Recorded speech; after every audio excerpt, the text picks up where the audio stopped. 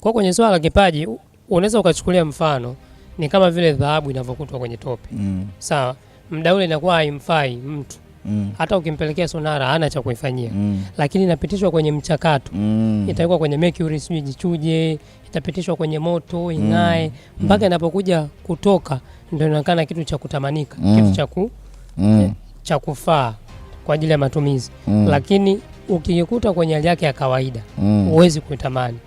Na mambo mengi sana ambayo yapo tu kwenye tuseme kwenye asili yanapitia mchakato mpaka kuwa kwenye kitu ambacho tunakitaka. Leo ukikuta hii nguo kwa mfano kwa tulovaa hapo ndugu yangu, mwanzo ilikuwa pamba. Ungekuta pamba pale usingeitamani wala usingetaka kuifanyia chochote.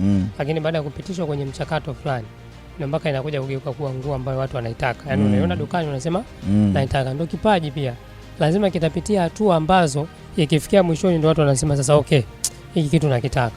Watu waga walipii kitu kikiwa kwenye mtindo wa malighafi. Wachache sana ambao wanalipia huko.